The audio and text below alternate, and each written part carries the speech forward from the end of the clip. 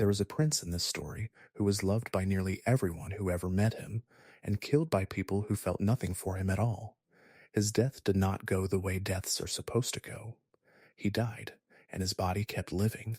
Years later, he died again, in a different way, sinking into the roots of the world until he became something that spreads death without ever finishing it. His name was Godwyn, and almost no one who plays through this world ever learns his full story, because it survives only in fragments. A line of item text here, a single quiet confession there. You do not need to hold any of it tightly tonight. If your eyes close before the end, that is exactly what this was built for. Let your body go heavy, let the room hold you. And let's start at the beginning, with the decision that made his death possible long before he was ever born. Godwyn did not simply die. He died twice, in two different ways, and neither death was a real one. The first took his soul and left his body. The second took that body down into the roots of the world and made it into something that spreads death without ever completing it. Tonight, we gather what remains of him, slowly, and let it become the whole shape it was always meant to be. We begin not with the prince, and not with the knives, but with a decision made long before either, a decision to take death itself out of the world and lock it away. Chapter 1. The Death That Was Locked Away. Good. You are still here. Let your breathing slow, all the way down, until it is happening on its own without any help from you. To understand what was done to Godwyn, you first have to understand something strange and foundational about the world he lived in, a decision made at its very beginning that shaped everything after, and that turned his death, when it came, into something far worse than death. You have to understand that in this world, death itself is not what it should be. It was taken away long ago and locked up, and Godwyn's whole tragedy grows from that single ancient act. At the founding of the Golden Order, the ruling queen who established this world's order did something that would echo through all of its history. She removed true death from the natural order of things. Not death in every sense, not the falling of bodies in battle, but the deepest and most final death, the kind that ends a soul completely and lets it rest, the kind that returns the dead to the earth and lets the living mourn them and move on. This power was contained in a portion of the great ring that binds the world, a rune, the rune of death, and the queen tore it out and sealed it away, entrusting it to a fearsome guardian to keep. And so death, in its truest form, was withdrawn from the world, hidden, made unavailable to the very beings who would, in the natural course of things, one day need it. Sit with what a strange and consequential thing that was to do. On its surface, it can sound almost like a gift, the ending of endings, the removal of the one thing every living creature fears, a world without true death, a world where the great and the beloved need never truly be lost. But follow it a little further, and the gift curdles into something else. A world without true death is a world where nothing can properly end, where the dead do not rest but linger, where grief has nowhere to go, because the lost are never fully lost, only suspended, held in some unfinished state between living and gone. Death, for all its terror, is also a mercy, the thing that lets a story conclude, that lets the grieving finish grieving, that lets the exhausted finally rest. To remove it is not only to protect the living from loss, it is to trap everyone, the dead and the grieving alike, in an endless incompletion where nothing is ever allowed to be over. This is the third thing this whole night will return to, and it is worth saying at the start.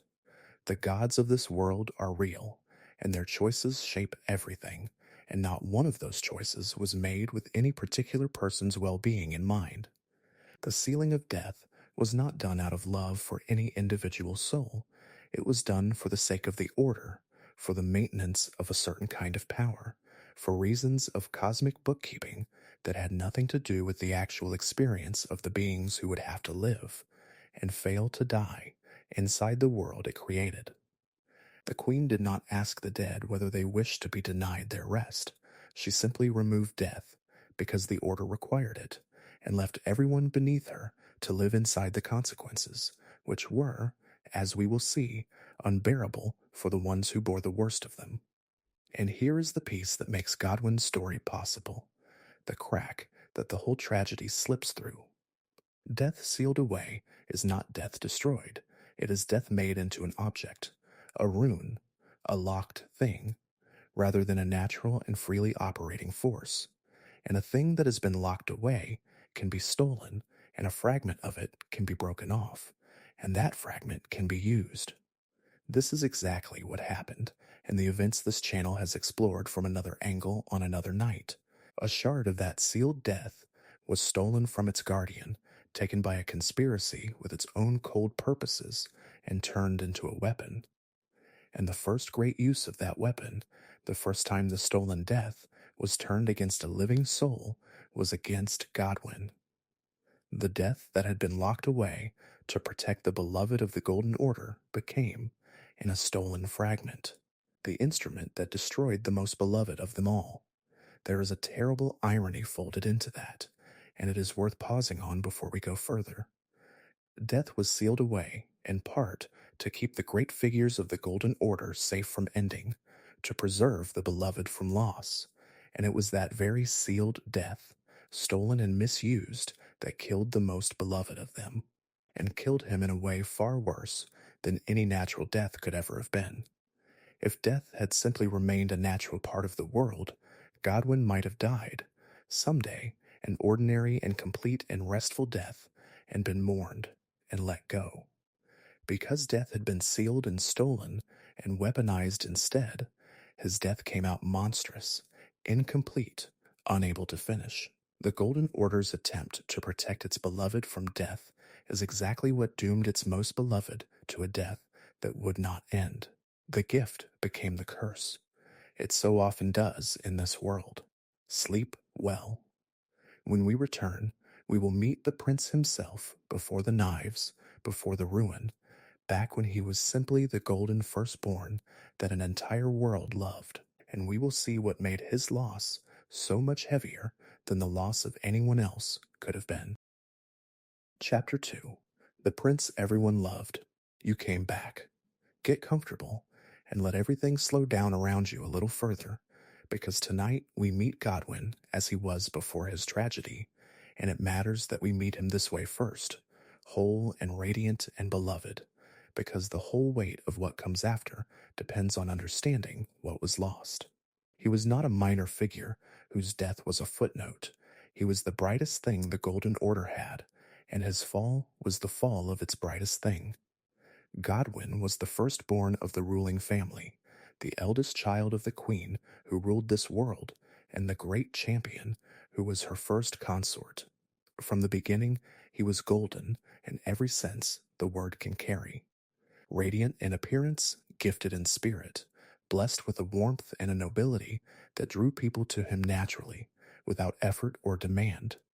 He was, by every account this world preserves, genuinely and widely loved, not out of fear, not out of obligation, but out of the simple response that people have to someone who is truly good and truly kind and truly generous with the light they carry. In a world full of grasping and scheming and cold ambition, Godwyn was something rare, a figure whose greatness was matched by his goodness, a prince who deserved the love he received.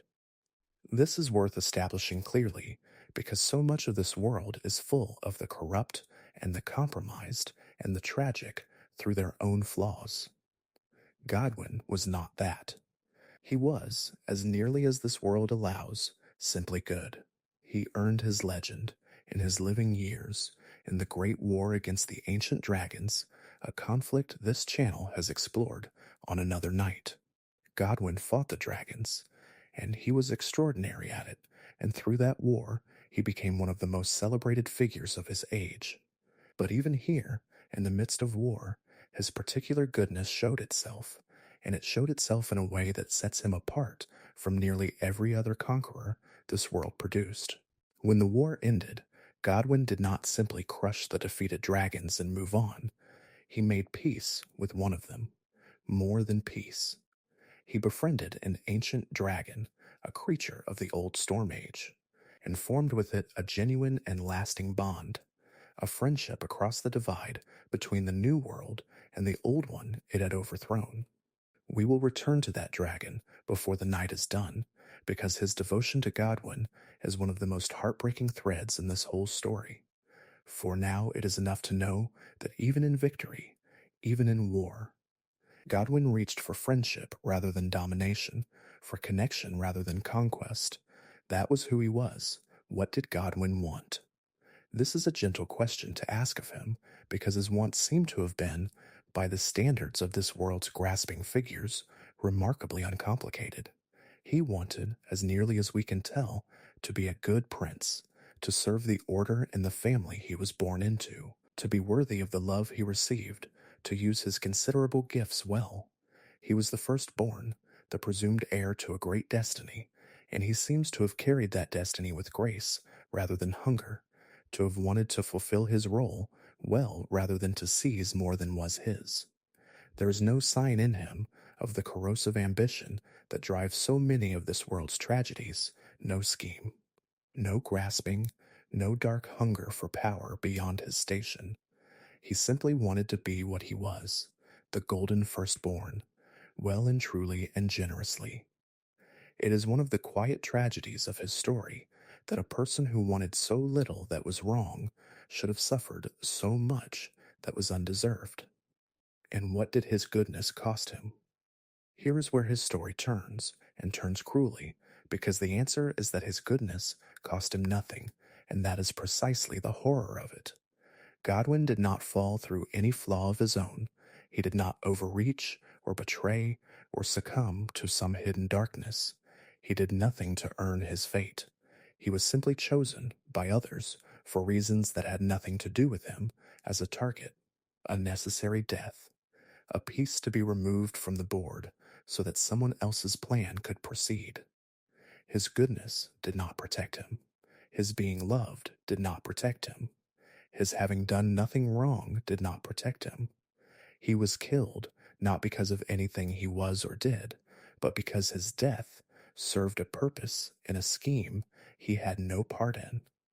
And the universe of this world offered him no protection at all for being good, because the gods of this world do not reward goodness, or protect it, or even particularly notice it. Godwyn was the best of them, and it saved him from nothing. This is worth sitting with, longer than the story strictly requires, because it is one of the hardest truths this whole world teaches. We want to believe that goodness protects, that the kind and the beloved are somehow safer, that doing right buys some measure of safety from the worst the world can do. Godwyn's story says otherwise, plainly and without comfort. The best and most beloved figure of his age was chosen for the cruelest fate in it, precisely because his death was useful to others, and his goodness bought him no exemption at all. The gods did not intervene to save their brightest child. The order did not protect its most beloved prince. He was good, and he was loved, and he was killed in the most terrible way imaginable, and the goodness and the love were simply irrelevant to the machinery that destroyed him. That is not how stories are supposed to work. It is, this world insists, how the world actually does. Rest now. When we return, we will come to the night itself, the night the knives came for the Golden Prince, and we will see what it means to be killed by a weapon made from stolen death, in a world where death was never supposed to be able to touch you at all. Chapter 3. The Night the Knives Came. Here we are again. Settle in and let the room grow soft and dark around you, because tonight we come to the night Godwyn died, though as we will see, died is far too simple a word for what was done to him. It was a quiet horror, this night, carried out in darkness, and it took from the world its brightest figure and left, in his place, something that should not exist. On a certain night, in the age before the Great Shattering, assassins moved in the dark against the children of the ruling family. They carried blades, into which had been worked the stolen fragment of true death, the sealed death broken loose and turned into a weapon, And with those blades, they could do the one thing that was never supposed to be possible in this world. They could kill the beings that death had been sealed away to protect. They could end the unendable. And their chief target, the death that mattered most and hurt most, was Godwyn, the golden firstborn, the most beloved of all the ruling family's children. On that night, the black knives found him, and Godwyn was killed. But he was not killed the way a person is ordinarily killed, and this is the detail that transforms his story from a tragedy into something far stranger and far worse. The stolen death carried by the black knives did not simply end his life. It killed his soul, specifically, and it left his body behind. Because true death had been sealed away, because the natural process of dying had been broken by the Queen at the founding, the death that came for Godwyn came out wrong, incomplete, monstrous. His soul died. His body did not. Sit with the strangeness and the horror of that, because it is unlike any death in any ordinary understanding. We think of death as the ending of the body, with the soul, whatever we imagine it to be, departing or ceasing or moving on. Godwyn's death was the inverse. His soul was destroyed while his body was left living, so that what remained was a body without a soul, a living corpse. A prince whose animating spirit had been killed while his flesh went on, mindless and persisting, unable to die and unable to truly live. This is the first of Godwyn's two deaths, and it is worth naming it clearly, because the horror of it is easy to let slide past. His soul was killed, the essential Godwyn, the golden spirit that an entire world loved, the kindness and the warmth and the self that made him who he was, that was ended, destroyed, gone. But his body did not receive the news, could not, because the mechanism of true death that would have carried the body down after the soul had been sealed away. And so his body lived on, a living monument to a soul that was already dead, a beloved prince reduced to warm flesh with no one inside it. There are few fates more horrifying when you truly consider it. Not to die, not to live. To have the self that made you killed while the shell of you continues, animate and empty, a corpse that breathes, a death that forgot to take the body with it. Consider what this meant for the ones who loved him, which was nearly everyone. When someone dies an ordinary death, terrible as it is, there is at least a body to mourn, a clear fact of loss, a ceremony and a grave, and the beginning of the long, slow work of grief. Godwyn's death gave the grieving none of that. His body remained. There was no clear corpse to bury, because the corpse would not stay properly dead. There was no clean fact of loss to grieve, because he was neither present nor gone, neither alive to be with, nor dead to be mourned. His mother, his family, the whole order that loved him, were left with something worse than a loss. They were left with an incompletion, a grief that could not begin, because the death that should have started it refused to be a death at all. How do you mourn someone who is not finished dying? How do you let go of someone who is neither here nor gone? The Golden Order's most beloved prince was taken from it in a way that denied it even the mercy of clean grief, and that denial is its own separate horror, layered on top of the loss itself. There is a reveal folded into this night that this channel has explored from another angle, and it is worth touching here from Godwyn's side. This was not random. Godwyn was not killed by chance, or by an enemy who hated him, or for anything he had done. He was chosen deliberately by conspirators with their own cold purposes as a necessary death, a piece to be removed so that a larger plan could proceed. From the perpetrator's side, which we have examined elsewhere, it was a calculated move and a scheme of escape and rebellion. But from Godwyn's side, the side we sit with tonight, it was simply an undeserved annihilation, the killing of a good man who had done nothing, for reasons that had nothing to do with him, by people who bore him no particular hatred and simply needed him dead. That may be the cruelest framing of all. He was not even killed out of passion or vengeance or any feeling directed at him personally. He was killed because his death was useful.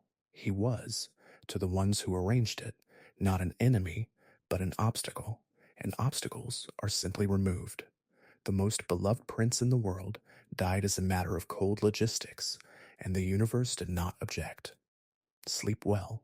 When we return, we will follow Godwyn's ruined body down into the roots of the world and see the terrible thing his unfinished death became, and how the death that would not take him spread out from him into the whole of the world below. Chapter 4. The Prince and the Roots. Still with me. Good, let your breathing slow, and let everything grow soft and dim, because tonight we follow Godwyn down into the deep places beneath the world, and see what became of the body his soul had left behind. It is a strange and haunting descent, and it leads to one of the most quietly devastating images in the whole of this world, and we should go toward it slowly, the way you approach a grief that is very large. When Godwyn's soul was killed, and his body was left living, that body did not simply remain where it fell, a corpse among the halls of the ruling family. Over time, it sank. It descended down through the earth, down into the vast tangle of roots that spread beneath the great tree at the center of the world. And there, in the deep dark among the roots, it settled, and it changed. This is Godwyn's second death, if we can call it a death at all, and it is the one that gives him his terrible new title. His body, soulless but living, entwined with the roots of the world and became something new, a source, a wellspring, the origin of a spreading corruption. He became, in the fragments that name him, the Prince of Death, though there is a bitter wrongness in the title, because a Prince of Death is exactly what a world with sealed death cannot properly have. He became the prince of a death that does not work, the sovereign of an ending that will not end. Picture what waits down there, in the deep among the roots, because the image is one of the most affecting things this world contains. Godwyn's face, enormous, ancient, entwined with the roots of the world, half transformed, neither the golden prince he was, nor any clean corpse he might have become, but something caught between, vast and sorrowful and wrong. His body has grown, or been grown, into the root structure of the world itself, fused with it. A giant sleeping ruin of a face among the tangled dark, mouth open, eyes closed, the beloved firstborn reduced to a monument of his own unfinished dying. Travelers who descend far enough into the deep places beneath the tree come, eventually, upon this face, and there are few sights in all of this world that land with the weight of it. The brightest, most beloved figure of his age, the golden prince an entire world adored, now an enormous half-dead face grown into the roots of the earth, dreaming a dream that is not sleep and not death, but some terrible third thing between them. From that fused and corrupted body, something spread. The death that could not complete itself in Godwyn did not stay contained in Godwyn. It leaked out of him, into the roots, and through the roots into the world, a substance the fragments call death root, a spreading essence of death in life that carries his affliction outward. Wherever this death root spreads, the wrongness spreads with it, the death that will not finish, the corruption that animates corpses and denies the dead their rest. Godwyn, in his unfinished dying, became a source of the very thing that was done to him, spreading to others the fate of dying without being allowed to die. This is worth sitting with, because it is a particular kind of tragedy, the victim becoming, without any will or intent, the origin of more victims. Godwyn did not choose to spread death. He is not malicious, not scheming, not even, in any meaningful sense, awake. He is simply a wound in the world, and wounds, left open, spread, and his was the deepest wound the world had ever taken. Consider what it means that this is what lies beneath the great tree, beneath the shining center of the golden order, down in the roots that hold the whole world up. The order built its capital and its throne and its entire shining edifice on top of the tree, and the tree's roots reach down into the dark, and there, tangled in those roots, At the very foundation of everything is the corrupted body of the murdered prince, spreading death through the ground the whole world stands on. The Golden Order rests, quite literally, on top of Godwyn's unfinished death. Its foundation is a wound. Everything it built, all its light and grandeur and confident permanence, stands on roots that are threaded through with the spreading death of the beloved child it could not protect and could not properly mourn. There is no image in this whole world that says more about the Golden Order than that one. Its glory is built on a buried grief it will not face, and the grief is spreading, quietly, through the roots, into everything. There is a phrase worth holding here, and it is the heart of tonight's quiet devastation. Godwyn's fate, the soul death and the root death, and the spreading corruption, is told mostly in fragments, in the descriptions of items and the murmurs of the few who know, in 2 lines here and a single image there. And those scattered fragments, gathered together, describe a horror more complete than most stories manage with everything they have. A beloved prince, killed in soul, his body sunk into the roots of the world, transformed into an enormous, sorrowful face, spreading death through the foundations of everything, unable to live, unable to rest, unable even to know what has become of him. That is a story that lives in a handful of item descriptions and one terrible descent, and it is more affecting, told plainly, than the entire elaborate plots of most other tales. The game does not force it on you. You have to go down and find it, in the dark, among the roots, and when you do, it changes how you see everything above. Rest now. When we return, we will meet the others who share Godwyn's fate, the ones who live in death because he does, the wrongly dead scattered across the world, and see how the Order treats the victims of its own deepest wound. Chapter 5. Those Who Live in Death. You stayed. Get comfortable, and let the quiet hold you, because tonight we meet the others, the ones who share Godwyn's terrible fate, the whole scattered category of the wrongly dead who exist because he does. They are called, in the fragments, those who live in death, and their existence is one of the saddest and most misunderstood things in all of this world, and they deserve to be met with the tenderness the Order never gave them. When Godwyn became the Prince of Death, and the death root spread out from his corrupted body through the roots of the world, it did something to the dead. In a world where true death had been sealed away, the dead were already in a strange and unsettled state, unable to fully end. But Godwyn's death, and the corruption that spread from it, gave that unsettledness a new and active form. The dead began to live in death, to rise, to persist, to reassemble themselves when broken, to go on existing in a state that was neither life nor the rest that death should bring. These are those who live in death, the wrongly dead, beings caught in the same trap Godwyn was caught in, unable to live and unable to finish dying, animated by the spreading corruption of a murdered prince they never knew. It is important to understand what these beings actually are, because the Golden Order worked very hard to make everyone see them as something they are not. They are not demons or invaders or agents of some hostile power. They are victims. They are the dead who were denied their rest, caught up in a corruption that was done to them, spreading outward from a wound at the root of the world that none of them created. Many of them were ordinary people once, who died ordinary deaths and should have been allowed to rest, and instead found themselves rising again, living in death, trapped in a state no one would choose, through no fault of their own. They did not ask to live in death. It happened to them, as it happened to Godwyn, because the Order had sealed away the true death that would have let them rest, and because a murdered prince's corruption spread through the roots and reached them.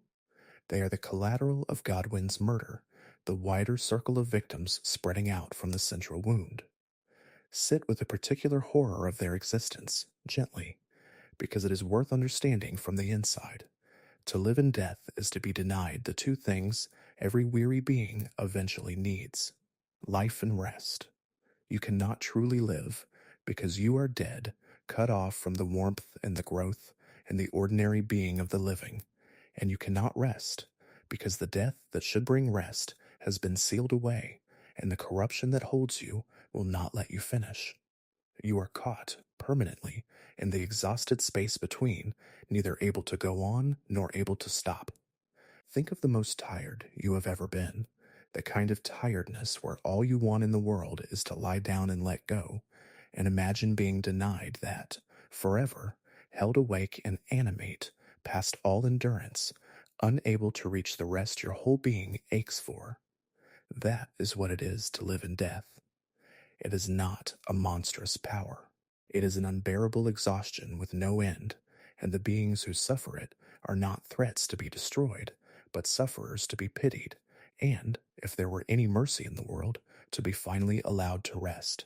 This is the truest instance of the thing this whole world keeps teaching, that every order produces its own outcasts. The Golden Order produced many kinds, but those who live in death are among the most tragic, because they are outcasts created directly by the Order's own foundational crime. The Order sealed away death. That sealing is what made living in death possible. And then, when beings began to live in death as a direct consequence of the Order's own choice, the Order cast them out, named them abominations, hunted them, treated the victims of its own deepest wound as enemies to be exterminated. There is a terrible circularity to it. The Order created the conditions for their suffering and then punished them for suffering, and never once acknowledged that the wrongly dead were the Order's own doing, the direct and inevitable result of its own decision to seal away the ending that would have let them rest. The dead did not blaspheme against the Order. The Order's own crime made them what they are, and then it blamed them for it. Consider how much of this world's cruelty follows exactly this pattern, because those who live in death are its clearest example. An order does something that creates a category of suffering people. Then, rather than face that its own choices created them, the order casts the suffering people as the problem, as the enemy, as the abomination that must be purged. The victims become the villains in the order's telling, so that the order never has to look at its own hand in their making. Those who live in death are the wrongly dead, the exhausted, the ones who want only to rest and cannot, and the Golden Order turned them into monsters in its own scripture, so that it would never have to admit that it was the sealing of death, its own founding act, that doomed them. To see them clearly as victims rather than monsters is to see the Golden Order clearly too, as the author of the very suffering it claims to be protecting the world from. Sleep well. When we return, we will meet the ones the Order sent to hunt the wrongly dead, the zealous hunters of the dead, and the faith that let them believe that exterminating the exhausted was a holy work. Chapter 6. The Hunters of the Dead. Back again. Settle in and let everything slow down around you, because tonight we look at the other side of the persecution, at the ones the Golden Order sent to hunt those who live in death, and at the faith that let them believe that hunting the exhausted dead was righteous. It is a hard chapter, this one, because the hunters are not simple villains either, and understanding them means understanding how good people are turned into instruments of cruelty by a faith that names cruelty holy. The Golden Order regards those who live in death as an abomination, a blasphemy against its sealed death order, a corruption to be purged wherever it appears. And so it produced hunters, figures devoted to the destruction of the wrongly dead, warriors who dedicate themselves to finding and exterminating those who live in death in the name of the Golden Order and its sealed death. Among them is a knight, clad in gleaming golden armor, utterly devoted to this hunt, who regards the wrongly dead with a pure and unwavering hatred, and who pursues their destruction as the highest and holiest of works. To him, those who live in death are not victims. They are an offense against the divine order of things, a wrongness that must be scoured from the world, and he gives himself to that scouring with the whole of his considerable zeal. What makes the hunters tragic, rather than simply hateful, is that they believe, sincerely, that they are doing right. The hunter of the dead is not a cruel man taking pleasure in slaughter. He is a devout man, faithful to the Golden Order, convinced that the wrongly dead are a genuine abomination and that their destruction is a sacred duty. He has absorbed, completely, the Order's framing, the framing that turns the victims of the Order's own crime into monsters that must be purged. And within that framing, his zeal is not cruelty, but righteousness, his hunt not persecution, but holy work. This is how faith weaponizes good people. It does not make them evil. It gives them a false picture of the world, a picture in which the suffering are monsters and their destruction is mercy, and then it lets their genuine devotion and courage and discipline be poured into a cruelty they cannot see as cruelty because their faith has named it something else. Sit with how much this matters, because it is one of the ways this world does its deepest damage. The Golden Order did not need to be staffed by monsters to persecute the wrongly dead. It only needed to convince good and faithful people that the wrongly dead were monsters, and then their goodness and faith would do the rest. The hunter of the dead is brave, disciplined, devoted, loyal, all the things a good knight should be, and every one of those virtues is turned, by the Order's false framing, into fuel for the persecution of exhausted victims who want only to rest. His virtues do not protect the wrongly dead from him, they arm him against them. This is worth remembering the next time you are tempted to think that cruelty requires cruel people. Often it requires only good people, and a faith that has taught them to see the suffering as the enemy. The Order's war on the dead was fought, in large part, by the sincere and the devout, and that is exactly what made it so effective and so hard to stop. There is a conflict at the heart of this, between the hunters of the dead and those who would defend and honor the wrongly dead instead, and it runs through the whole of this thread of the story. On one side stand the hunters, faithful to the Order, convinced the wrongly dead are abominations. On the other stand a few who see the wrongly dead as victims deserving of compassion, of dignity, of the rest they have been denied. The two sides cannot be reconciled, because they see the same beings in opposite ways, as monsters to be purged, or as sufferers to be pitied. And the whole moral weight of this part of the story lives in the gap between those two visions.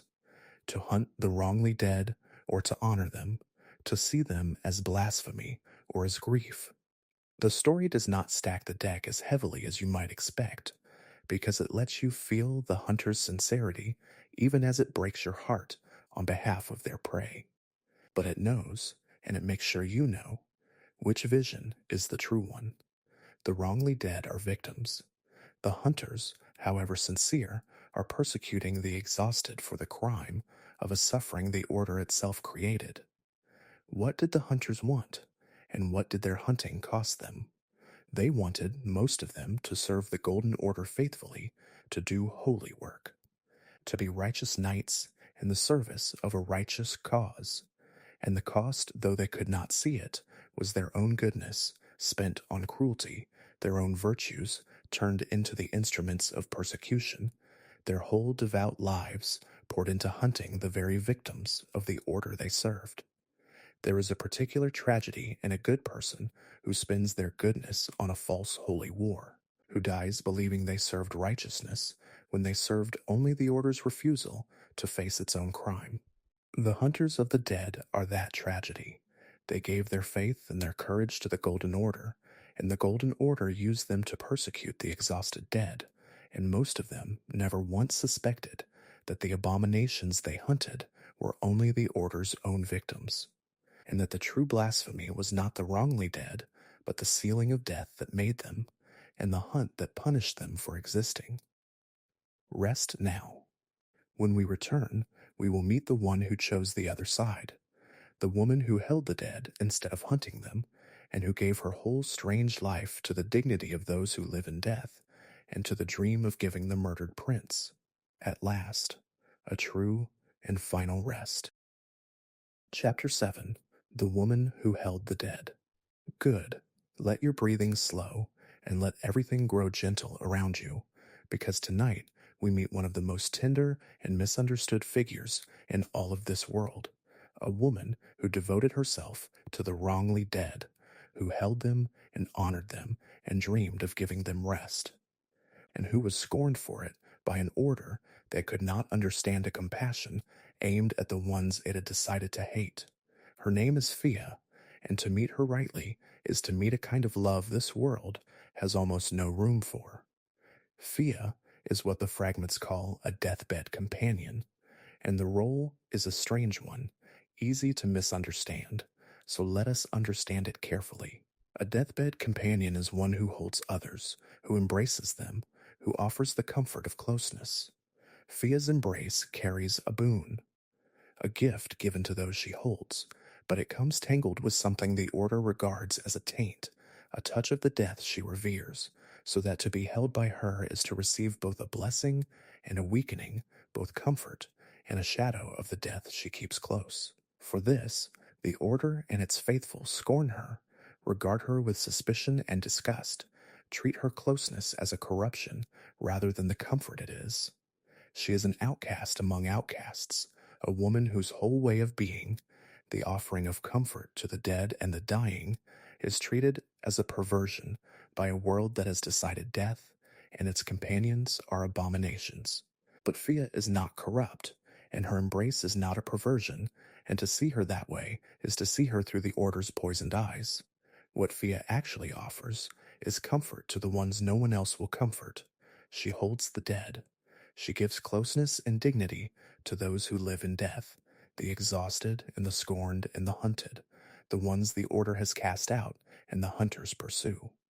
In a world that treats the wrongly dead as monsters to be purged, Fia treats them as beings deserving of tenderness, of touch, of the simple comfort of being held. That is her whole heresy in the end, not corruption. Compassion. Compassion aimed at exactly the ones the Order has decided do not deserve it, which the Order cannot tell apart from corruption. Because an Order built on hating the wrongly dead has no framework for loving them, and so it names the love a taint. What does Fia want? This is the heart of her, and it is worth stating plainly and tenderly. She wants the wrongly dead to be honored rather than hunted, to be given dignity rather than persecution, to be allowed the rest they have been denied. And more than that, more specifically, she comes to want to give the murdered prince, Godwyn, the thing his whole existence has been denied, a true death, a real ending, the rest that his unfinished dying has kept from him all this time. Fia dreams of uniting what was broken in Godwyn, of completing the death that was left incomplete, of giving the prince and the roots the finished ending that would finally let him, and all those who live in death because of him, rest. It is a strange dream, a dream of death as mercy, of ending as a gift, and it is exactly the dream that a world with sealed death makes necessary. In a world where death has been stolen, giving the dead a true death becomes the highest act of love. Fia understands this, and she gives her life to it. What does wanting that cost her, and what does it reveal? It costs her everything the world offers to the accepted, the belonging, the honor, the ordinary comfort of being seen as good. She is scorned, distrusted, treated as a corruption, cast out by an Order that cannot comprehend her compassion, and it reveals the deepest inversion at the heart of this whole world. In a world where death has been sealed and the dead have been denied their rest, the truest act of love is to give death back, to grant the ending that the Order stole, to hold the exhausted, and help them finally rest. Fia is a figure of love in a world that has made love for the dead into a crime. She is what compassion looks like when it is aimed at exactly the ones an Order has decided to hate, and the Order's response to her, scorn and suspicion and disgust, tells you everything about how far the Order has fallen from any real understanding of mercy. The woman who holds the dead is the most merciful figure in this part of the story, and the Order treats her as a corruption, because the Order lost the ability to tell mercy from taint a very long time ago. There is a devotion in Fia that is worth pausing on, because it is devotion to someone she never knew.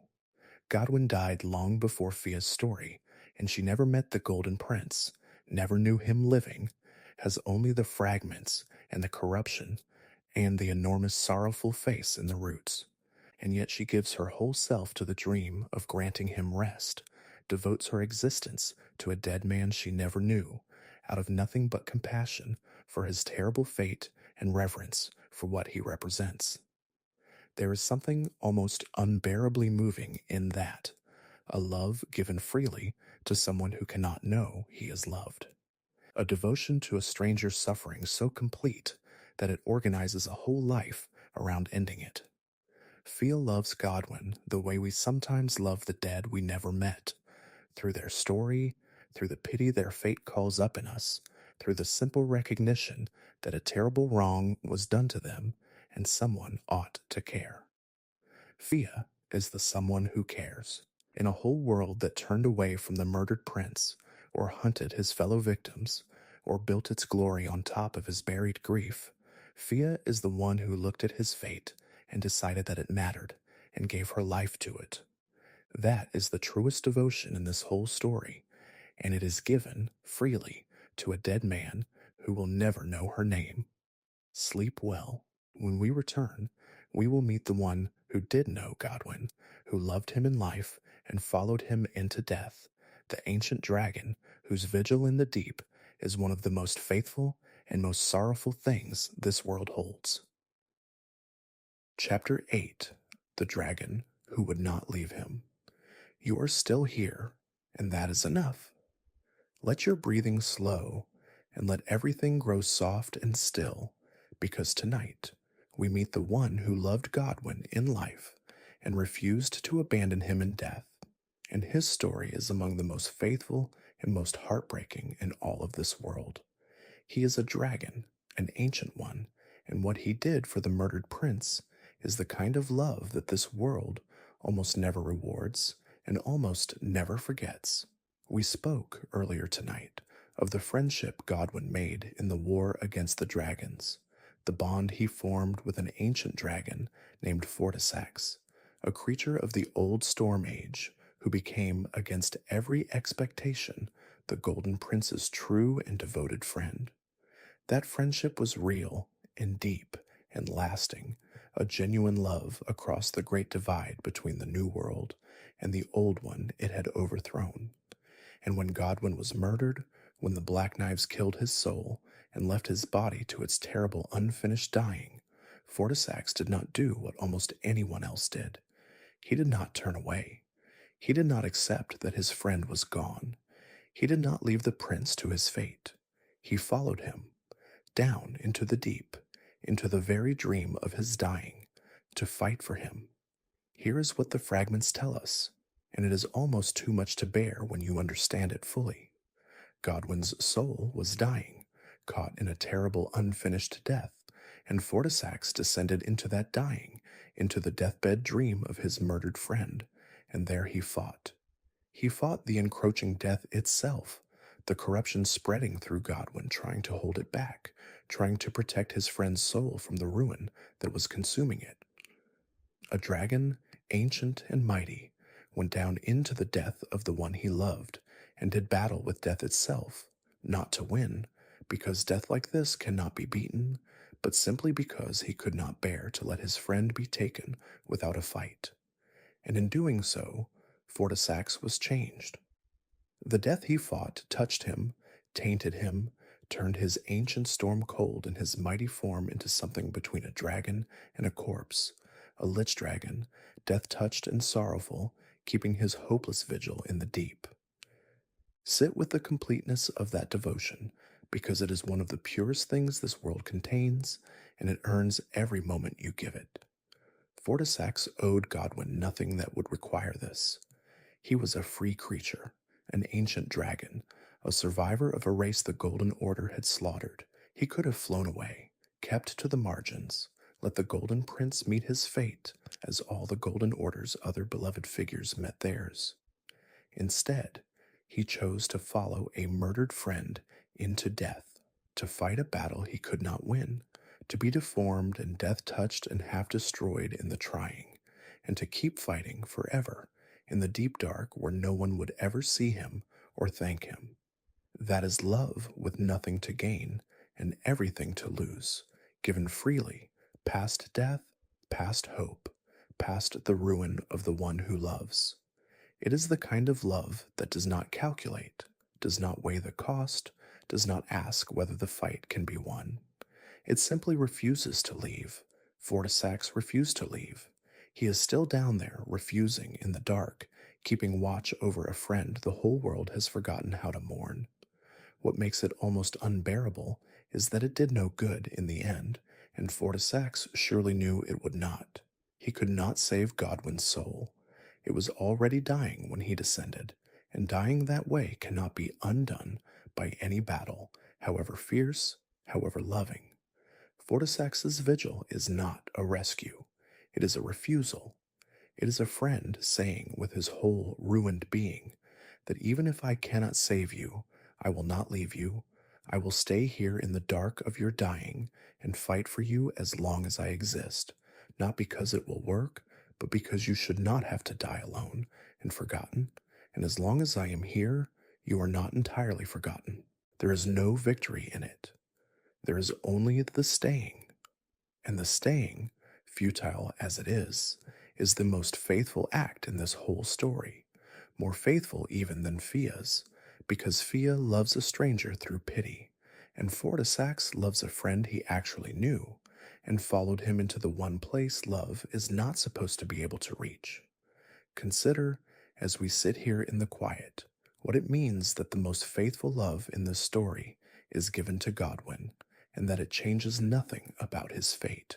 Fortisax's devotion is total, and Godwyn dies anyway, remains dead anyway, spreads his corruption through the roots anyway. The love did not save him, it could not. And that is, in its terrible way, the point. In this world, love does not save people. It does not have the power to. The gods do not reward it. The corruption does not yield to it. The murdered prince is not brought back by it. What love can do, the only thing it can do, is refuse to leave.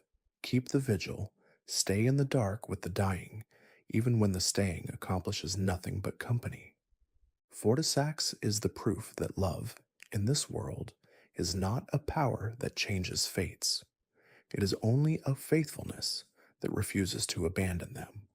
And there is something both crushing and beautiful in that, the discovery that love cannot save anyone, and that the truest lovers stay anyway, and that the staying, though it saves no one, is somehow still the most meaningful thing anyone in this whole world ever does. Rest now. When we return, we will look at the dream of actually ending Godwyn's suffering, the strange and tender quest to give the murdered prince at last the one thing that could finally free him, a true and final death. Chapter 9, The Dream of a Final Rest. You came back for this one. Get comfortable and let everything slow all the way down, because tonight we return to Fia and to the strange and beautiful dream she gives her life to, the dream of granting the murdered prince the one mercy this whole world has denied him. It is a dream of death as a gift, and to understand it, you have to set aside everything the ordinary world teaches about death being the enemy, and see it, as Fia sees it, as the mercy the dead have been cruelly denied. Fia's dream is to give Godwyn a true death, not to bring him back to life, which cannot be done and which would only prolong the horror, not to destroy the wrongly dead, as the hunters wish, to complete what was left incomplete, to unite what was broken, to grant the prince in the roots the finished ending that would finally let him, and all who live in death because of him, rest. In a world where true death has been sealed away, this is an enormous and difficult act. requiring the gathering of specific and terrible things, the pieces of a power that could restore Death's proper working, at least enough to give the murdered prince his due. Fia sets herself to gathering those pieces, to assembling the means of amending, a way to weave Death back into the order of the world, so that the wrongly dead might at last be honored and, in some sense, released. Central to her dream is a mark, a curse mark, a fragment of the very death power that was used against Godwyn in the first place, the same stolen death that killed his soul, now sought as the key to healing what it broke. There is a deep and fitting sorrow in that. The thing that destroyed Godwyn is also the only thing that can complete his ruined death and grant him rest. The death that was used as a weapon must be reclaimed as a mercy. Fia seeks this mark, and with it she means to become Godwyn's deathbed companion in the fullest sense, to hold the murdered prince as she has held so many of the wrongly dead, and through that holding to bring forth a mending, a new rune, a healing of the world's broken relationship to death itself. It is an act of extraordinary intimacy and extraordinary strangeness, a woman offering the comfort of her embrace to a corpse in the roots, and out of that embrace bringing forth the possibility of rest for all the wrongly dead. Sit with how tender and how strange Fia's act is, because the strangeness is exactly what makes it holy. She lies with the dead. She embraces the murdered prince, the enormous, sorrowful corpse in the roots, and offers him the comfort and the closeness that no one else in all the world would offer him, and through that offering, she works to bring him rest. To eyes trained by the Golden Order, this is grotesque, a perversion, a corruption, a woman coupling with a corpse. To eyes that understand what she is actually doing, it is one of the most merciful acts in the whole of this world, the granting of comfort and dignity, and finally rest to a being who has been denied all three for longer than most can imagine. The gap between those two ways of seeing Fia is the gap between the Order's poisoned understanding of death and the true understanding that Fia carries almost alone. She is not defiling the prince, she is comforting him. She is the only one who ever tried. To carry out her dream, Fia needs protection, because she is vulnerable in the doing of it, and here the Wanderer enters her story. Fia asks for a champion, one who will defend her while she does her strange and sacred work, who will guard her body while her spirit descends into the dream of the murdered prince to bring forth the mending. This is worth pausing on, because it makes the Wanderer a participant in Fia's mercy, a guardian of her attempt to grant the dead their rest. To become Fia's champion is to stand watch over compassion itself, to protect the one act of true mercy toward the wrongly dead that this whole world contains, against all the forces, the hunters, the order, the corruption that would prevent it. There are worse things to be in this world than the guardian of a woman trying to grant the murdered dead their rest. It is perhaps one of the few unambiguously good roles the Wanderer is ever offered, in a world where almost every role is tangled and compromised. To defend Fia is to defend mercy, plainly, and there is not much of that clarity anywhere else in this story. What does Fia's whole dream finally reveal about this world and about love? It reveals that in a world where death has been stolen and the dead have been denied their rest, the highest form of love is to give death back. Everywhere else, we think of love as the preservation of life, the holding on, the refusal to let go. Fia inverts this, and the world she lives in makes the inversion necessary. Her love expresses itself not as holding on, but as letting go, not as the preservation of life, but as the granting of a merciful death. Because in a world where the dead cannot rest, the most loving thing you can do for them is help them finally stop. Fia loves the wrongly dead by trying to let them die properly, at last. That is a strange and beautiful and heartbreaking form of love, and it exists only because the Golden Order made a world where rest itself became something that had to be fought for. In a kinder world, Fia's mercy would be unnecessary. In this one, it is the highest mercy there is. Sleep well. When we return, we will descend into the deep ourselves, into the mournful court of the honored dead, and the roots where the murdered prince lies, and stand at last before the enormous, sorrowful face of Godwyn the Golden. Chapter 10: The Descent to the Sleeping Prince. Good, you stayed for the descent. Settle in and let everything grow soft and dim, because tonight we make the descent ourselves, all the way down into the deepest roots of the world, to the place where the murdered prince lies and the honored dead keep their mournful court. It is a long way down, and a sorrowful one, and we should go slowly, the way you move through a place that is heavy with grief. The way to Godwyn leads down through the deep places beneath the world, past the buried cities and the tangled roots, into a region the fragments call the deep root depths, where the roots of the great tree gather at last around the body of the murdered prince. It is a strange and mournful place, this deep root country, and it is not empty. It is home to a certain kind of the dead, the honored ones, nobles and figures of standing who live in death and have gathered here in the deep around their prince in a kind of quiet, melancholy court. There is a sorrow that hangs over the whole of it, the sorrow of the wrongly dead who have found their way to the one place they can gather without being hunted, keeping a mournful vigil in the deep around the corrupted body of the one whose death made them what they are. Let me pause here for just a breath and quietly, the way you might stop partway down a long descent to rest and let the weight of the place settle. If you are still with me tonight, awake or already drifting towards sleep, thank you for staying this long in such a heavy story. These nights take a great while to make, and a great while to sit inside, and if this slow and careful kind of telling means something to you, then following along here on the Lore Den, a like, a quiet subscribe, genuinely helps, and lets me keep making these for whoever needs one in the dark. That is all of it. No urgency at all. Now let us go the rest of the way down, gently, to where the prince is sleeping. As the wanderer descends deeper, the guardian of the place reveals itself, and it is the dragon, Fortisax, keeping his endless vigil over his murdered friend. If the wanderer walks Fia's path, they may find themselves facing the Lich Dragon in the deep, the death-touched ancient dragon who followed Godwyn into his dying and never left.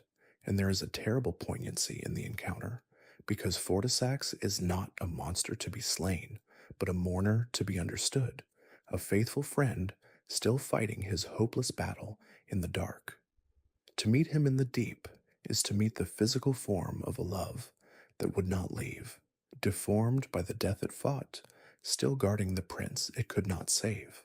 Whatever passes between the wanderer and the dragon in that deep place, it is not really a battle between enemies. It is an encounter with the last faithful guardian of the murdered prince, the one who stayed when all the world forgot. And beyond the dragon, at the very bottom of the descent, there is the face. Godwyn's face, enormous, entwined with the roots, half transformed, neither the golden prince nor any clean corpse, but something caught between vast and sorrowful and still.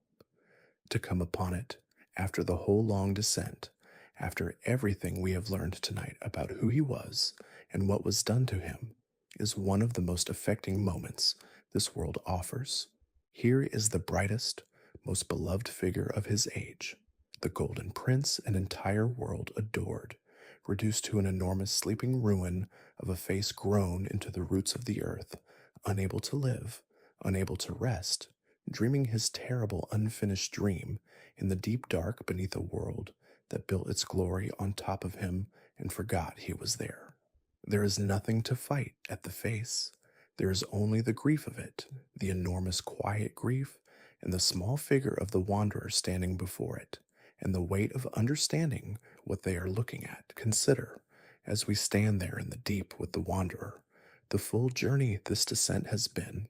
It began at the shining surface, in the world the Golden Order built and rules, and it led down and down through everything that world buried, until it arrived here, at the wound at the very root of everything, the murdered prince whose unfinished death spreads through the foundations of the world. The descent to Godwyn is a descent into the truth beneath the golden story, into the buried grief the order will not face, into the foundational wound that everything above is built to hide. You cannot understand the golden order until you have made this descent, until you have stood before the sleeping face in the roots, and understood that all the light above rests on this buried dark. The order's glory and the prince's grief are the same structure seen from opposite ends. The wanderer who descends to Godwyn learns at the bottom what the whole shining world is standing on. It is standing on him. It always was. Sleep well. When we return, we will see what becomes of Fia's dream, and of the murdered prince, and of the whole question of death and rest, in the ending that honors the dead, the Golden Order spent so long trying to forget. Chapter 11. The Age of the Duskborn. Still with me, this far in. Let your breathing slow, and let everything grow gentle and unhurried, because tonight we come to the ending. Fia's whole dream was reaching toward the age that would honor the dead. The Golden Order tried to erase and grant, at last, some measure of the rest the wrongly dead have been denied. It is a bittersweet ending and a strange one, and the story asks you to feel both its mercy and its cost. If the wanderer follows Fia's path to its end and defends her while she completes her strange and sacred work, then out of her embrace of the murdered prince comes a mending, a new rune, a healing of the world's broken relationship to death. And with that mending, a different age becomes possible, an age the fragments point toward, an age of the Duskborn, of those who were born into the twilight of the Golden Order's certainties, the wrongly dead and the ones who honor them. In this age, death is no longer simply sealed and denied and treated as an abomination. It is woven back, in some measure, into the order of the world, given its place again, honored rather than hunted. The wrongly dead, the exhausted, those who live in death, are no longer to be purged as monsters, but recognized, given dignity, granted a place in a world that had cast them out. Sit with what this ending offers, because it is a genuine mercy, and the story wants you to feel it as one. For the whole of this world's history, the Golden Order sealed death away, and then persecuted the victims of that sealing, hunting the wrongly dead, denying them rest, building its glory on top of a buried grief it refused to face. The age of the Duskborn is the first thing that would change that would honor the dead the Order spent so long trying to erase, that would grant the wrongly dead the recognition and the dignity and the possibility of rest they were so cruelly denied. It is, in its way, an act of justice, long overdue, toward the most abandoned victims of the Golden Order's foundational crime, and it is an act of love, Fia's love, made into the shape of a whole age, the compassion of one scorned woman for the wrongly dead extended at last into a new order that would carry that compassion forward. There is real beauty in it, and real mercy, and the story does not undercut them. And yet, as with every ending in this world, the story refuses to make it simple, and the Duskborn age carries its own shadows. To honor death, to weave it back into the world, is to accept endings again, to let the sealed away mercy of true death return, and that means accepting loss and grief and the finishing of things in a world that had tried to abolish all of them. There is a weight in that, a solemnity, a turning of the whole world toward the acceptance of death that the Golden Order had spent everything to avoid. Whether that is a healing or a darkening depends on how you feel about death itself, about whether a world that accepts its endings is wiser or only sadder than a world that denies them. The age of the Duskborn does not bring back the light of the Golden Age. It brings something dimmer and more honest, an age that has made its peace with death, that honors the dead rather than hunting them, that has accepted the twilight rather than clinging to a false and cruel eternal noon. Is that a better world? The story does not say. It only offers it and lets you feel both its mercy and its melancholy, and leaves the weighing to you. What does choosing this ending mean for the wanderer who chooses it? When the wanderer takes Fia's path and ushers in the age of the Duskborn, they are saying something specific about what a world should be. They are saying that the denial of death was the deepest wrong, deeper than any particular cruelty, and that a world which honors its dead and accepts its endings is better than a world which seals death away and persecutes the ones who cannot rest. They are choosing honesty over glory, acceptance over denial, the dignity of the wrongly dead over the shining certainties of the golden order. Whether that is wisdom or only a different kind of sorrow, the story refuses to decide. But it is a choice made on behalf of the most abandoned, the wrongly dead, the exhausted, the ones no other ending remembers to consider. And there is something quietly moving in an ending that is chosen, above all, for the sake of the forgotten dead, and for the murdered prince at the root of it all, who might, in this age, and perhaps only in this age, finally be allowed to rest. And what of Godwyn in the end? This is where the story keeps its deepest mercy and its deepest ambiguity both. Fia's dream was to give the murdered prince a true death, to complete what was left incomplete, to let him finally rest. Whether the age of the Duskborn fully grants him that, whether the mending truly frees the prince in the roots, or only honors him more gently in his unfinished state, the fragments do not entirely resolve, but the dream itself, the reaching toward it, the love that organized a whole quest and a whole age around the rest of a murdered prince who could not know he was loved, that dream is real, and it is honored, and it is the closest thing to a happy ending that Godwyn's terrible story allows. Not resurrection, not undoing. Just perhaps, at last, after everything, the beginning of rest. In a story this sorrowful, even the possibility of that is a mercy almost too large to bear. Not yet, though. There is more to gather before we step all the way back, more names that belong to this story and have not yet been spoken tonight. Rest a while longer here, and when you are ready, we will meet one more hunter, one more helper, and one more question the fragments never quite let you close. Chapter 12, D, Hunter of the Dead. You made it this far. Good.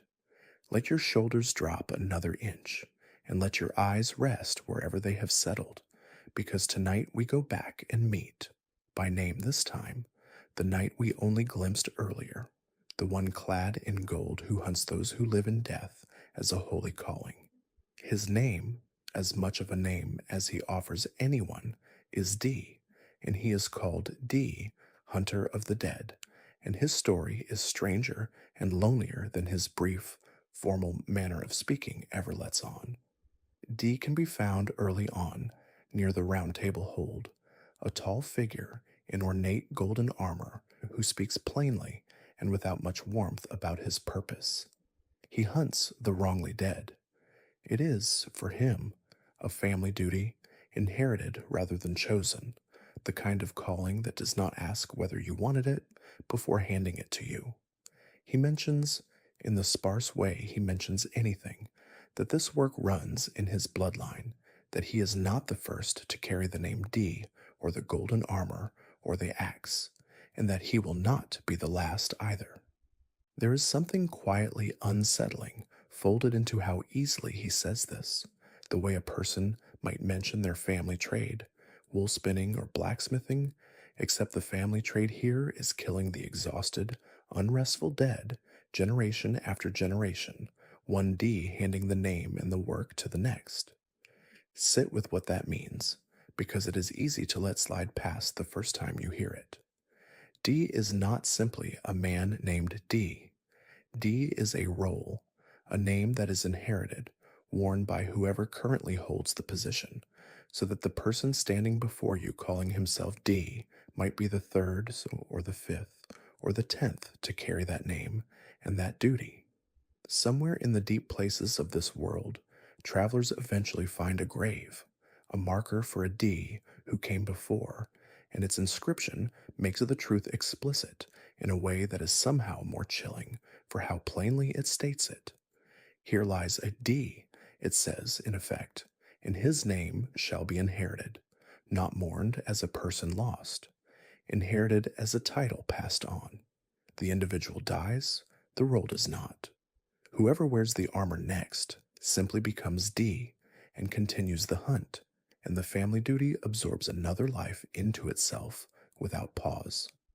There is a second D as well, and here the story turns from strange to genuinely uncanny.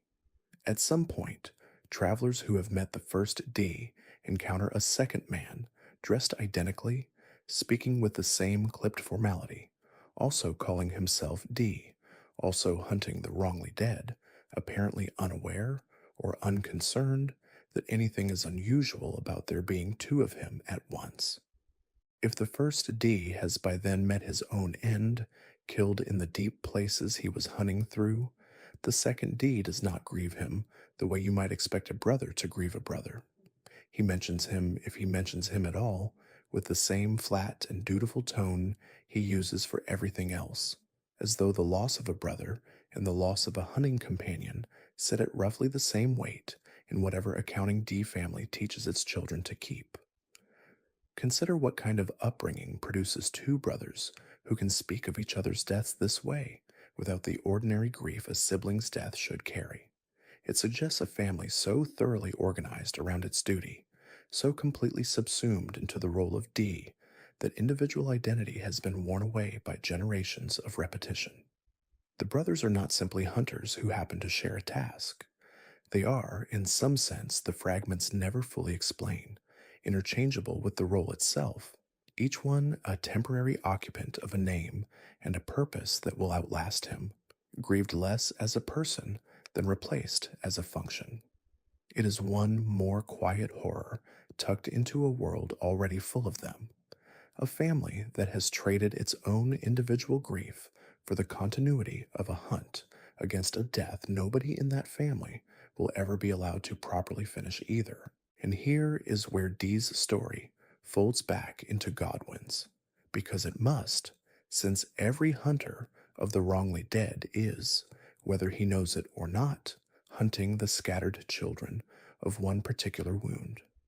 Dee's whole family duty exists because Godwyn's murder poisoned the roots of the world and set the dead to rising in places they should have stayed resting. Generation after generations of D has spent itself against a problem that traces back to one murdered prince, sealed away in the deep, and none of them, as far as the fragments say, ever seem to learn that fact or trace their family's endless labor back to its actual source. They fight the symptom forever, inherited duty passed hand to hand, and never once meet the wound itself. There is a particular kind of sorrow in a family that has organized its whole existence, generation after generation, around cleaning up after a grief they never learned the name of. Rest now if you are ready to. When we return, we will meet one who did not hunt the wrongly dead, but chose instead to help the one woman trying to grant them rest, and we will ask what he actually wanted from that choice. Chapter 13, The Alchemist Who Chose a Side. Here you are again. Let everything in you go a little heavier, a little more settled, because tonight we meet a strange, quiet figure who chose to stand with Fia rather than against the wrongly dead, and whose reasons for that choice are not as simple as they first appear. His name is Gowry, and he is an alchemist, and his path through this story is one of the odder threads tonight has to offer. Gowry is first found near Volcano Manor, in the company of the serpent-worshipping cult that gathers there, a strange, hooded, softly spoken figure among considerably louder company. He deals in poisons and recipes, the practical business of an alchemist, and there is little in that first meeting to suggest what he will later become part of. But Gowry's path does not stay at the manor. Later in the story, travelers find that he has relocated, moved himself out from among the serpent worshippers, and into the orbit of Fia and her strange, tender mission among the wrongly dead. And it is here that his part in tonight's story actually begins. It is Gowry who provides the means for the Wanderer to become Fia's champion in the fullest sense, offering a blessing, the Baldekin's blessing, that allows a living body to withstand what would otherwise be a dangerous exposure, the taint and the weakening that come from standing guard over Fia's spirit while it descends into the deathbed dream of the murdered prince. Without Gowry's gift, the whole final stage of Fia's quest, the actual attempt to grant Godwyn his rest, could not proceed. He is, in this sense, a quiet enabler of the one true mercy this story offers the wrongly dead, a supporting figure standing just off to the side of the main tragedy, making possible the one thing anyone in this whole world tries to do out of pure compassion for the dead. And yet, the fragments never let Gowry be quite as simply good as that framing makes him sound, and it is worth sitting with the uncertainty rather than smoothing it away. Some who study his words closely read in them a hunger of his own, a personal interest in what Fia's right might accomplish that goes beyond simple charity toward the wrongly dead. He speaks, at points, of the right of the Duskborn with an intensity that reads less like a helper's warmth and more like a man reaching for something he wants for himself. Whether that reading is fair to him, whether Gowry's assistance is offered freely or angled toward some benefit, only he fully understands. The game does not resolve outright, and it may be that it was never meant to. He helps. He may also want something. Those two things are not, in this world, mutually exclusive, and Gowry may simply be one more figure whose kindness and self-interest arrived tangled together, inseparable, the way they so often do in people who are not simple villains and not simple saints either. Consider what it says about this whole story, that even its one clear helper cannot be trusted without a flicker of doubt. Fia's mission toward the wrongly dead is one of the few unambiguously merciful threads this world offers, and even here, at the edge of that mercy, stands a figure whose motives blur the moment you look at them closely. That is, in its own way, exactly true to everything this story has taught tonight. Nothing here arrives simple, not the villains, who are mostly sincere rather than cruel, not the victims, who spread their own affliction without meaning to, and not even the helpers, who may be helping for reasons that have as much to do with their own wanting as with anyone else's rest. Gowry gave Fia what she needed to reach the murdered prince. Whether he gave it purely or partly for himself is one more question this story leaves you to sit with in the dark, unanswered, the way so much of it has been left unanswered all along. Sleep well if sleep is where you are heading. When we return, we will ask a quieter question about someone who walks beside you through nearly this whole story, and whether some part of her was grown from what Godwyn left behind. Chapter 14. The Question of What Was Left. Good, you came back for this one too.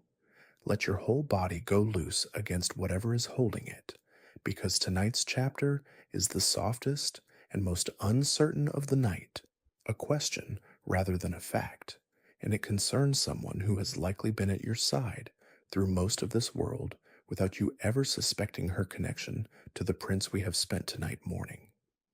Melina walks beside the Wanderer for most of this story, a fire maiden bound to the Erdtree's own purpose, offering guidance and grace, and in the end, an offer almost too large to hold, to burn herself as fuel to light the flame that ends the Golden Order's age.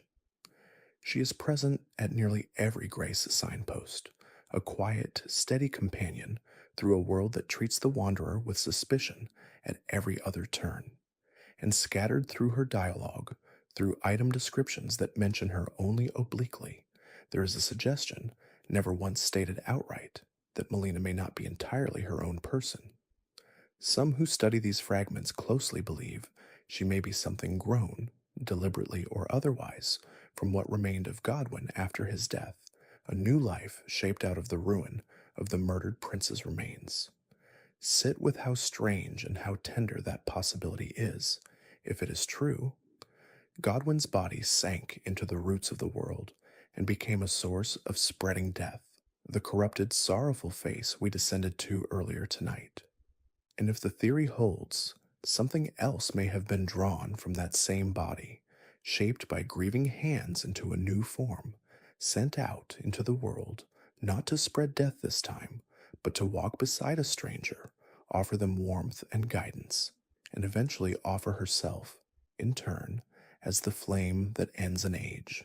If Melina is what remains of Godwyn, then the beloved prince did not simply become the source of a spreading affliction. Some fragment of him also became this, a quiet companion walking the length of this whole story, carrying forward some echo of the goodness he was known for in life, even after everything that was done to him. And if that reading is correct, her final offer takes on a weight it does not carry on its own. Melina asks, near the story's end, to be allowed to burn, to become the fuel for a flame that will end the Golden Order's age and clear the way for whatever comes after. If she has grown from Godwyn's remains, then her death is not simply her own sacrifice. It is Godwyn's story reaching its true and final ending, a second body drawn from his ruin, choosing freely this time to burn rather than to linger, completing in fire the death that was denied him the first time, in soul, and the second time, in the roots. Fia spent her whole existence trying to grant the murdered prince a true death through ritual and mercy. If Melina truly carries something of Godwyn within her, then perhaps she grants him something similar at the very end, simply by choosing to let herself be consumed completely, refusing to become one more unfinished thing in a story already full of them. The game will not confirm any of this for you, and it may never have meant to. It leaves the connection in shadow, a handful of suggestive lines, and absence where confirmation should be, the same way it leaves so much of Godwyn's own fate in shadow. Whether Melina is truly grown from what remained of him, or whether the resemblance is only the echo every reader of this tragic world eventually starts hearing in every gentle, self-sacrificing figure it produces, is a question the fragments hand you and then walk away from. Let it sit there unresolved, the way most of tonight has sat unresolved. Some stories are not meant to close all the way. This may be one more of them, a companion who may or may not carry a murdered prince inside her, offering herself to the fire at the end of a road she walked the whole way at your side. Rest now. When we return, we will step back further still and look at the war that Godwyn's single death was enough all on its own to begin. Chapter 15, The War His Death Began. You stayed for this one, this far in. Let your breathing settle back into its own slow rhythm, because tonight's chapter pulls the lens back, away from Godwyn himself, and out toward everything his death set moving, because a single murdered prince, it turns out, was enough to unmake an entire age. Godwyn was the firstborn, the presumed heir, the Golden Order's clearest and most beloved claim to its own continued future. While he lived, whatever tensions simmered beneath the Golden Order's shining surface had a settled shape to gather around, an obvious center, an heir nobody seriously questioned.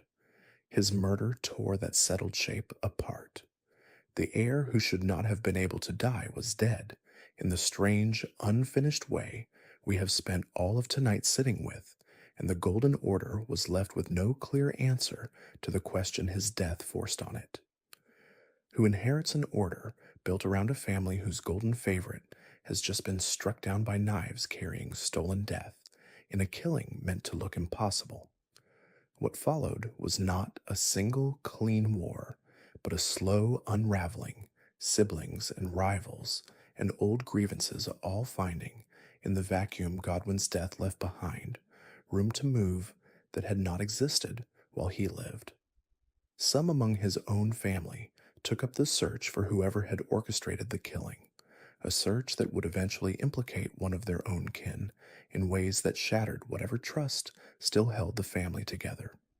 Others simply saw in the golden favorite's fall an opening, a chance to press claims that Godwyn's living presence had always foreclosed. The Golden Order's carefully maintained peace had rested, more than anyone had wanted to admit, on Godwyn's simple, radiant existence at its center.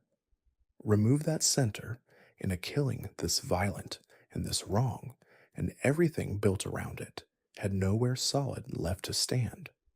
This channel has on other nights walked through the full shape of the war that followed, the shattering of the very symbol of the Golden Order's authority, the demigods who tore the world apart, fighting over what Godwyn's death had left unclaimed. Tonight is not the night to walk that whole war again, but it is worth pausing here at the hinge point and recognizing what stood at the very start of it. Not a grand betrayal, not an invading army, one murdered prince, killed by knives carrying a stolen fragment of sealed death in a plot whose architects wanted him gone for reasons that, as we said earlier tonight, had nothing to do with hatred and everything to do with cold necessity. From that one death, an entire age unraveled. The demigods warred, the Golden Order fractured the world you have walked through, all its ruined castles and its abandoned thrones and its bitter, warring siblings, grew directly out of the absence Godwyn's death carved into the center of everything. Sit with the scale of that gently, because it is easy to lose track of amid everything else tonight has covered. One person killed in a single night, in a killing that was itself only half completed, was enough to bring down an entire order that had stood, by all appearances, unshakable, not because Godwyn held some unique magical power that kept the world together, because he held something harder to name and easier to lose, the simple, settled center that let everyone else's ambitions stay quiet a while longer. Remove the center, however gently or however violently, and everything that was only ever holding itself together around that center starts, slowly or quickly, to come apart. Godwyn's death was personal and private and cruel in ways that had nothing to do with politics. It was also, whether the ones who planned it fully understood this or not, the single act that ended an age. Both things are true. This world rarely offers you only one. Sleep well, wherever you are by now. When we return, we will finally name the hand that held the knife on the night the Golden Prince died, because we have spent all of tonight speaking of assassins and black knives without ever once saying who they truly were. Chapter 16. The Hand That Held the Knife. You made it back again.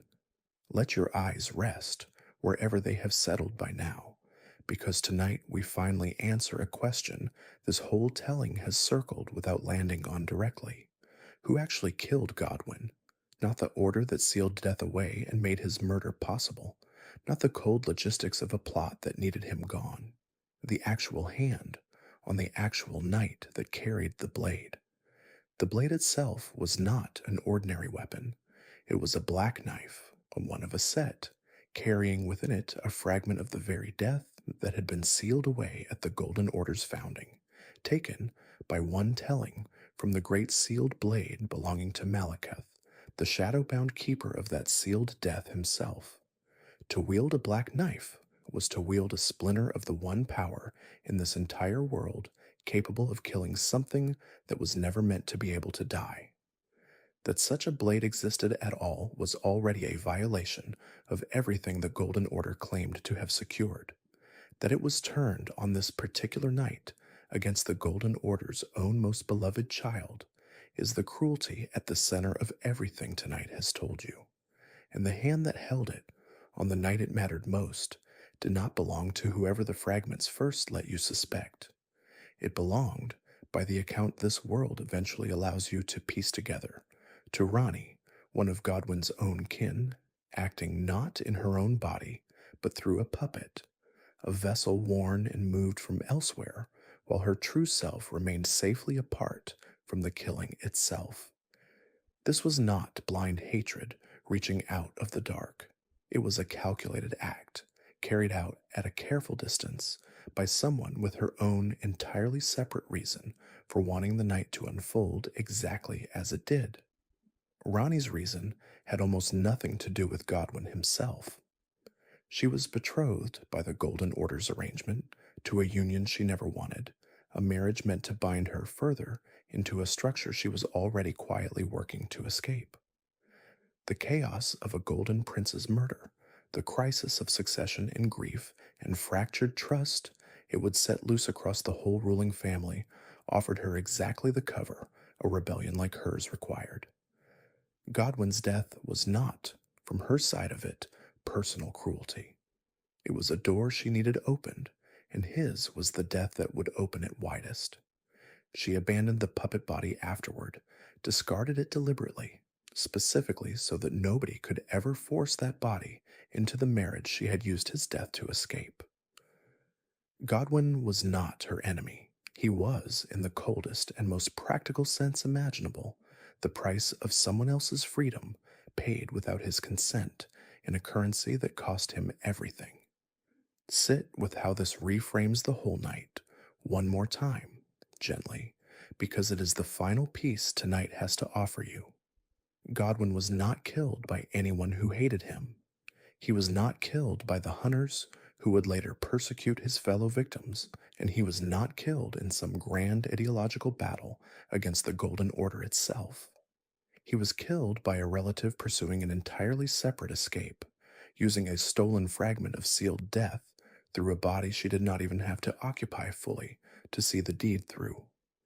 There is a particular quiet horror in dying as someone else's exit strategy, as the necessary cost of a freedom that had nothing to do with you, carried out by kin at a careful remove by a hand that was not even fully present for the killing.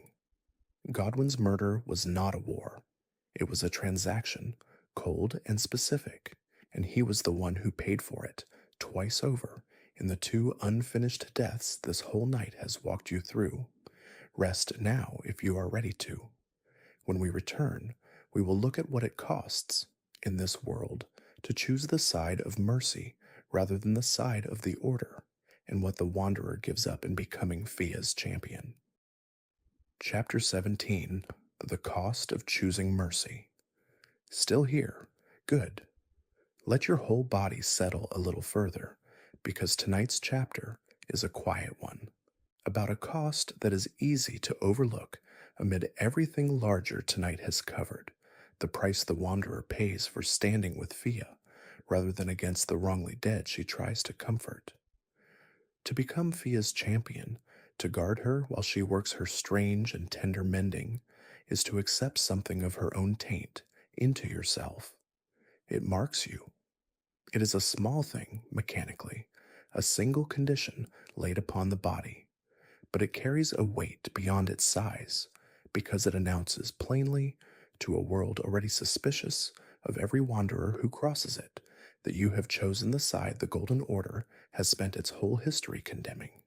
Certain merchants, once they sense that taint on you, will refuse to deal with you at all, closing their doors, their faces, their goods, because you now carry something the Order has taught them to fear. To help Fia is to be marked as one of the wrongly dead's own, at least partly, at least in the eyes of a world that cannot yet tell mercy from corruption. Consider what this costs quietly, without any dramatic confrontation to mark it. It is not exile. It is not violence.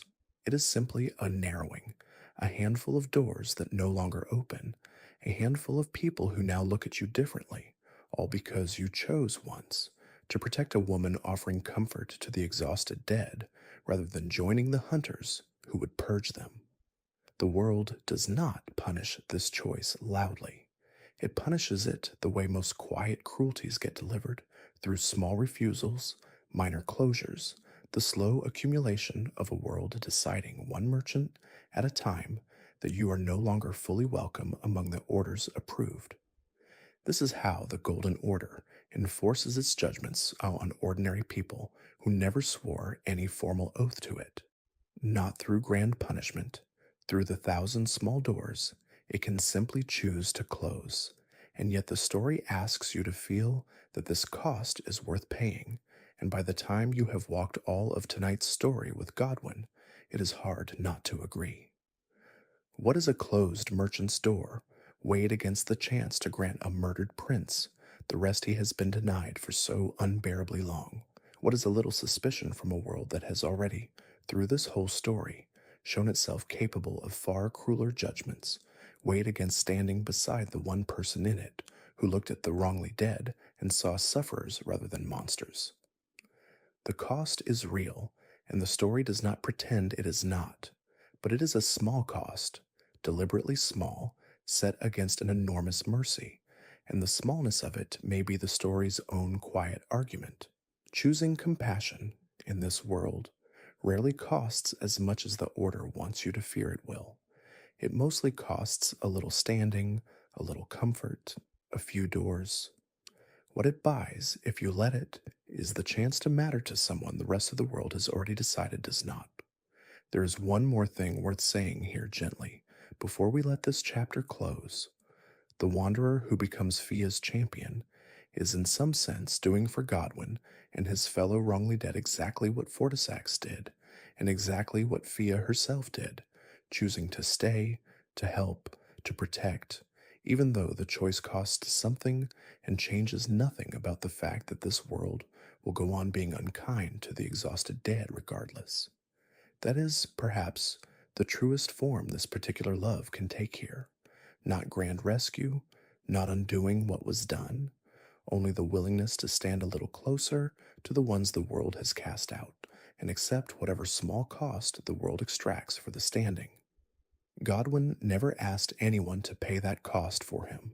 Almost no one, across this whole tragic story, ever did. Fia did, Fortisax did, and if you walk this path tonight, so in your own way did you. Sleep well, wherever you are by now. When we return, we will look at how little of this whole night's telling most of this world ever actually learns, and what that says about the shape of grief when nobody is left to hold it properly. Chapter 18, What the World Never Learned. Almost there now. Let your body sink a little further into wherever it is resting, because before we close tonight, it is worth sitting with a strange and sad fact about everything you have just been told. Almost none of it is common knowledge, even within the story's own world. Most who walk through the lands between never learn Godwyn's full fate. Most never descend far enough to find the enormous, sorrowful face grown into the roots. Most never meet Fia, or Fortisax in his ruined vigil, or Dee and his inherited name, or Gowry and his uncertain motives, or hear so much as a whisper connecting Melina to the prince she may carry some fragment of. The truth we have spent tonight assembling exists almost entirely at the margins, in places most travelers have no reason to go, and item descriptions as most travelers have no patience to read twice. Consider what that means for the Golden Order's own people, the ordinary residents and soldiers and nobles who lived through the aftermath of Godwyn's murder without ever learning what actually happened or what became of him afterward. They knew a prince had died. They knew, in the vaguest terms, that his death had shattered something in the family that ruled them and set off a war that would eventually break the world apart. But the deeper truth, the soul killed and the body left living, the descent into the roots, the spreading affliction, the woman who tried to grant him rest, and the dragon who never stopped fighting for him, all of that stayed buried, known only to the very few who went looking, or to no one at all. An entire world grieved in its distant and uninformed way, a prince whose actual fate it never understood, mourning a simple death that was never simple, never even a death in any way the word usually means. There is something quietly devastating in that. A whole population living on top of a foundational tragedy they cannot name, built into their very ground, and never knowing it is there. The Golden Order's capital stands above the roots where Godwyn lies. Its soldiers walk streets built on soil that Godwyn's own spreading corruption has touched. Its faithful prey to an order whose entire structure exists because a queen sealed death away, and in doing so, made her own beloved child's murder into something far crueler than murder should ever be able to become, and almost none of them know it. They live their lives on top of a grief the story itself had to be excavated, piece by piece, fragment by fragment, to even begin to understand. Most never bother. Most never even suspect there is anything down there worth understanding. Perhaps that is not so different from grief anywhere, in any world, including the one you are falling asleep in right now. Most losses, even enormous ones, eventually settle into something the wider world stops asking questions about. The people closest to a grief carry its full weight, its true shape, its unresolved edges, and everyone else, however sympathetically, eventually moves on to simpler versions, simpler stories, a name and a date, and a vague, distant sadness that never quite reaches the actual size of what was lost.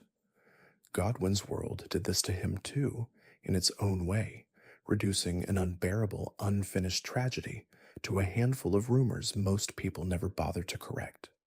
Tonight, if nothing else, you did what almost no one in his own world ever did.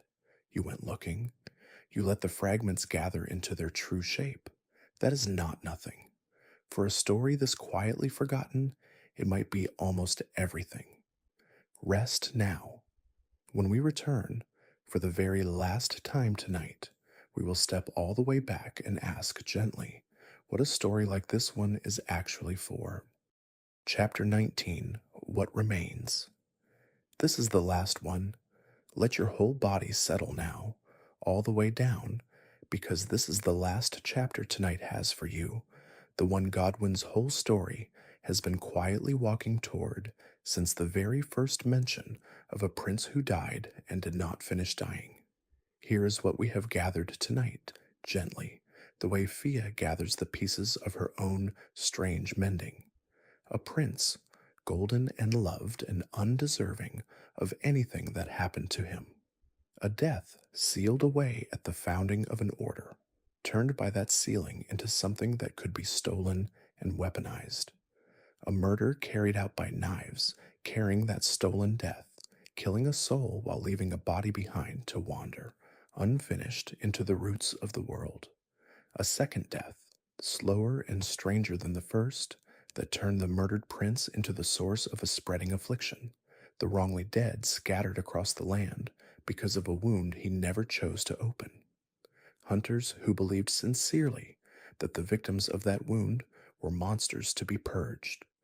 A woman who believed, just as sincerely, that they were sufferers deserving of comfort, and if she could manage it, rest. A dragon who followed his murdered friend into death itself and stayed there, fighting a battle he could never win, because leaving was worse than losing.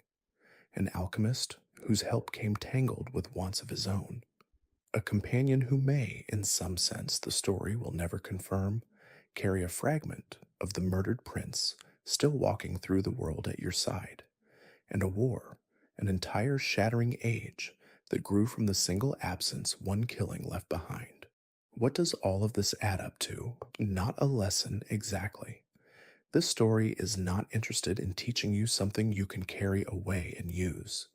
It is interested instead in showing you what grief looks like when it is denied the one thing grief actually needs in order to finish an ending. Godwyn's whole tragedy, in every one of its layers, is a tragedy of incompletion. His death would not complete. His body would not properly die. His mourners could not properly mourn because there was no clean loss to mourn, only an unfinished, ongoing wrongness that kept spreading outward, refusing at every turn to simply be over. Even the mercy this story offers him, Fia's dream of a true death, arrives uncertain, unresolved, its success never fully confirmed. Godwyn's story does not close. It only, if you are lucky, and if you choose the kindest path through it, begins to close, and the fragments leave you standing at that beginning, without ever quite letting you see the end. There is something in that worth sitting with tonight, whatever your own reasons are for being here in the dark, listening to a story about a prince who died and could not finish dying. Not every grief gets to close cleanly. Not every loss arrives with the mercy of a clear ending, a settled fact, a grave you can visit and grieve and eventually walk away from. Some losses linger, unfinished, the way Godwyn lingered in the roots of his own world, and the people who love what was lost are left, like Fia, like Fortisax, doing whatever small, faithful, mostly hopeless things they can to grant some measure of rest to a wound that may never fully close. That is not a comforting lesson. It is not meant to be one. It is only tonight a true one, offered gently, the way this whole story has been offered gently, in fragments, to whoever is patient enough and awake enough, or nearly asleep enough, to receive it. You have reached the end of what tonight gathered for you. A golden prince, a death that would not finish. A whole world built, without ever quite admitting it, on top of a grief it never let itself feel. If you are still listening, however faintly, however close to sleep, thank you for staying with Godwyn this long. Few in his own world ever did. Let your body go heavy now, however it wants to. Let the story settle where it is, unfinished, the way so much of it remains. You do not have to resolve it tonight. You do not have to resolve it at all. Only rest now, and let the golden prince rest a little too, wherever in the dark he still is, still waiting, still perhaps, at last, beginning to let go.